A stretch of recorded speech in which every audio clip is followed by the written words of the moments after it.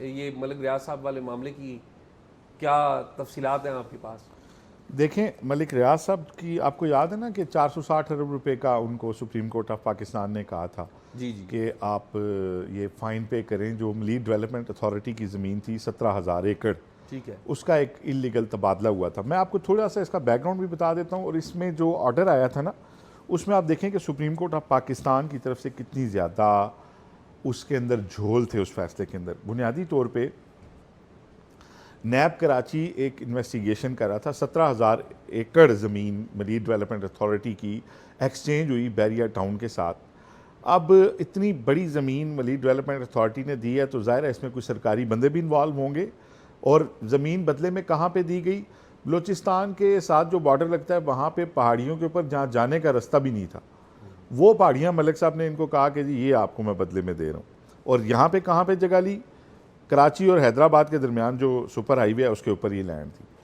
तो अब इसकी पहले तो इन्होंने एक इंक्वायरी थी, बाद में उसे इन्वेस्टिगेशन में बदल दिया और सर्वे ऑफ पाकिस्तान से जो है ना इसमें उन्होंने हेल्प ली थी और एक बड़ा ही सॉलिड किस्म का रेफरेंस था।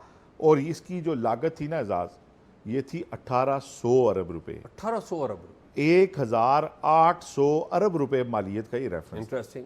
ये मामला क्योंकि साथ ही सुप्रीम कोर्ट ने टेकअप किया हुआ था, तो सुप्रीम कोर्ट ऑफ पाकिस्तान में उस वक्त के जो बादशाह सलामत थे, उनका नाम था साकिब निसार। ठीक। उन्होंने मलिक रियाज से आई डोंट नो कि किस बुनियाद पे 460 अरब रुपए में 1800 अरब के रेफरेंस को 460 अरब में उन्होंने फाइनल कर दिया। ठीक है जी। ठीक है। मलिक रियाज साहब उस वक्त भी बड़े बयान देते थे कि मैं दरख्तों से पैसे नहीं तोड़ता, ये वो इस तरह की बातें करते थे। लेकिन उस एग्रीमेंट के तहत क्या हुआ, 25 अरब की एक डाउन पेमेंट इन्होंने दी। बदले में क्या लिया कि बैरिया टाउन या उसके किसी अफसर के खिलाफ कोई तहकीकात नहीं होगी, कोई नैब का रेफरेंस फाइल नहीं होगा। और पहली किस्त के बाद हर महीने 2.5 अरब रुपए देने थे सुप्रीम कोर्ट ऑफ पाकिस्तान को मलिक रियाज ने। लेकिन एजाज एक भी किस्त नहीं दी गई आज तक एक किसने नहीं। उसमें जो 189 बिलियन बाहर से आया था वो जमा हुआ, वो फिर वापस भी चला गया। लेकिन वही पहला 25 अरब जमा हुआ। नैब के रेफरेंस पे पाबंदी सुप्रीम कोर्ट ने लगा दी। हालांकि अब देखें, कोई प्ली बारगेन होती है तो प्ली बारगेन की अप्रूवल भी चेयरमैन नैब देता है। नैब ऑर्डिनेंस है ना एक, जी हाँ जी, उसको वायलेट तो नहीं कर सकते। कानून है। लेकिन अगर आपने वायलेट किया भी है और उसकी अप्रूवल के बगैर भी किया है तो भी प्ली बारगेन की रकम जाती है नैब के अकाउंट में, जो वहाँ से नेशनल एक्सचेकर में जाती है। सुप्रीम कोर्ट ऑफ पाकिस्तान ने क्या कहा जी, एक कमीशन बना दिया और कहा कि हमारा ही कोई सुप्रीम कोर्ट का रिटायर्ड जज इसको देखेगा और ये पैसे उसकी निगरानी में सिंध की तरक्की पे इस्तेमाल होंगे। ये भी एक किसी कानून और उसमें इसकी इजाज़त नहीं थी। लेकिन अब आगे आ जाएं, अब माहाना 2.5 अरब रुपए जमा नहीं हो रहे। उसके बाद जितने चीफ जस्टिस आए उन्होंने क्यों नहीं पूछा बैरिया टाउन से कि आप ये पैसे क्यों नहीं दे रहे?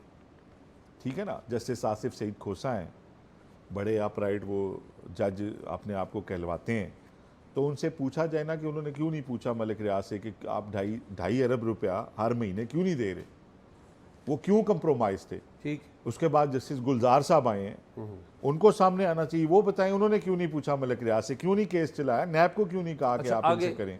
ठीक है। आगे क्या है?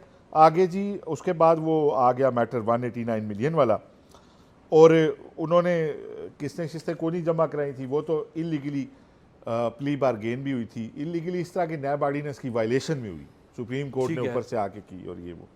अब एजाज मामला ये है कि वो जो 1800 अरब का रेफरेंस था वो अब दोबारा नैब इजाज़त लेने आ रहा है सुप्रीम कोर्ट ऑफ पाकिस्तान में कि इस मामले पे, क्योंकि मुआहदे की खिलाफ वर्जी कर दी है मलिक रियाज जो है उन्होंने, और पहले भी ये जो प्ली बारगेन हुई है ये गलत हुई है, ये चौथा हिस्सा भी नहीं बनता उस रकम का जो नैब एक्चुअली डिटरमिन कर चुका था कि जितनी बड़ी लैंड इसके अंदर गई है। तो अब अगर सुप्रीम कोर्ट ऑफ पाकिस्तान इसमें ऑर्डर जारी कर देती है नैब को रेफरेंस फाइल करने का, तो उनकी मुश्किलात कई गुना बढ़ जाएंगी।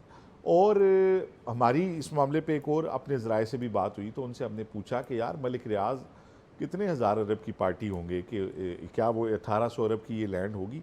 तो उन्होंने ये बताया कि मलिक रियाज साहब कम अज़ कम 5 फिगर में जो है ना, जो हज़ारों अरब के इस तरह से मालिक हैं कि उनके सिर्फ जो दुबई के अंदर जो प्रॉपर्टीज़ हैं वो 3000 अरब से ज़्यादा की हैं, जो 2012 से पहले ख़रीदी गई हैं। और कराची का जो बैरियर टाउन है, आपको पता है कि वो उसके बाद लॉन्च हुआ है, और पूरे पाकिस्तान के जो बैरियर टाउन है, पिंडी, इस्लामाबाद, लाहौर, ये सारे मिला के कराची बैरियर टाउन से आधे भी नहीं बनते, वो इतना बड़ा है अकेला। तो उनका, हमारे सोर्स का ये एक क्लेम है, एक दावा है कि मलिक साहब के लिए ये पैसे पीनट्स भी नहीं है। जो आपको पता है अभी जो रिसेंटली एक आपको पता है एक कज़िया उनका जो चल रहा है मिलिट्री के साथ भी, उसमें यह था कि 72 अरब रुपए उन्हें दिए गए थे शुहदा की के लिए प्लॉटिंग होनी थी और उसके लिए उन्होंने ज़मीन देनी थी, लेकिन वो ज़मीन उन्होंने नहीं दी और वो अदायगी भी उन्होंने फ़ौज की जो है वो उसका क्लेम बाकी है और वो करना है। तो अब ये 2 अदायगियाँ उन्होंने करनी थी, वो नहीं आए। उन्होंने ट्वीट जो दी उसमें ये तासुर दिया कि वो शायद, वो क्या ट्वीट थी एजाज? नहीं आसिफ, ये जो सारी बातें आपने बताई है ना, ये तो एक मामला है। हमने रब्ता करने की कोशिश की है मलिक रियाज से, वो तो रब्ते में नहीं आए, लेकिन उन्होंने जो ट्वीट दिया है वो हम पढ़ देते हैं ताकि उनकी साइड ऑफ स्टोरी वो आए। मलिक रियाज साहब ने ये ट्वीट किया जी 26 तारीख को, और आपको याद हो हमने 5 हफ्ते पहले कहा था कि मलिक रियाज साहब के बारे में एक केस जो है वो तकरीबन तैयार हो चुका है, और ये उसके बाद की बात है। 5 हफ्ते पहले मलिक रियाज साहब लिखते हैं कि मेरी सारी ज़िंदगी अल्लाह ताला ने हमेशा मुझे अपने असूल पर कायम रहने की रहनुमाई की है। मैं किसी भी मामले में सियासी फ़रीक ना बनूँ। अब 1 साल से ज़्यादा अरसे से मुझ पर समझौता करने के लिए बहुत दबाव है, लेकिन मैं कभी भी किसी को इजाज़त नहीं दूंगा कि वो मुझे सियासी मकासद के लिए प्यादे के तौर पर इस्तेमाल करे। पाकिस्तान में जदीद तरीन प्रोजेक्ट्स मुतारफ़ करवाने पर मुझे और मेरे कारोबार को हमेशा निशाना बनाया गया है। 1996 से आज तक मुल्क की तरक्की में किरदार अदा करने की सज़ा भुगत रहा हूँ। मैंने माजी में अल्लाह ताला की मदद से इस तरह के दबाव का पूरी हिम्मत और ताकत के साथ सामना किया है। आज भी ज़ाती हैसियत में मैं पूरे यकीन के साथ कह सकता हूँ, ओवर माई डेड बॉडी, अपनी बीमार हालत और परेशानी के बावजूद मैं अल्लाह की मदद से इस मुसीबत का सामना करने के लिए साबित कदम हूँ। रोज़ाना मालियाती कारोबारी नुकसान बर्दाश्त कर रहा हूँ और पूरी तरह दीवार के साथ धकेल दिया जा रहा हूँ, लेकिन किसी दबाव के हथकंडों के सामने हथियार नहीं डालूंगा। अल्लाह ताला इस मुश्किल दौर में इज़्ज़त के साथ मेरी रहनुमाई और मदद करेगा और मुझे सुरखरू करेगा इंशाल्लाह। ये मलिक रियाज साहब का पॉइंट नहीं, लेकिन वो किस असूल की बात कर रहे हैं? सुप्रीम कोर्ट ऑफ पाकिस्तान ने जब उनको कहा है 460 अरब जमा कराएं, वो कमिट कर चुके हैं, 25 अरब की डाउन पेमेंट दे चुके हैं। इस ट्वीट तो के बाद अब कौन से असूल की वो बात कर रहे हैं? हालांकि उनका मामला 460 अरब का सुप्रीम कोर्ट का, 72 अरब का शुहदा का था, जो अब कई गुना बढ़ चुका है कि बहुत तवील अरसे से उन्होंने वो नहीं दिए। वो आके अपने फाइनेंशियल मामला क्लियर करें। उन्हें किसने कहा कि वहाँ से क्लियर कर दें? तो वो अच्छा, खबर क्या है? अभी मुझे ये बताएं, वो इश्तिहारी किस केस में हुए हैं? देखें ना, बात यह है कि वो अपनी चीज़ों, अपनी साइड से अपनी चीज़ों को क्लियर करें। 189 मिलियन के ऊपर आके जवाब दें, अपनी चीज़ों के ऊपर जवाब दें ना। तो खैर, इसके ऊपर तो अगर उनका कोई मौक़िफ़ आया तो हम ज़रूर देंगे। अगली खबर एजाज में आपको ये देना चाह रहा था कि इस्लामाबाद पुलिस की जो नहीं, वर्किंग मैं है, वो बता दूँ उसमें। जी आपको पता है पिछले दिनों नैब ने छापे मारे थे बैरियर टाउन के दफातर में। वो कहानी क्या थी?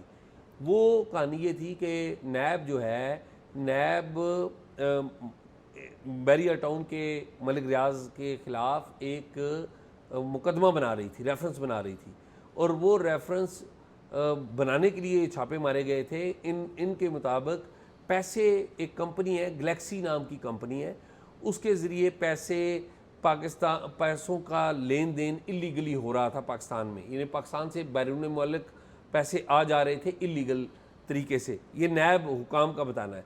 लेकिन उन्होंने कहा कि जी, मेरी बात हुई नैब हुकाम से, उन्होंने कहा कि जी हमने छापे मारे, लेकिन 50 करोड़ कम से कम होने चाहिए।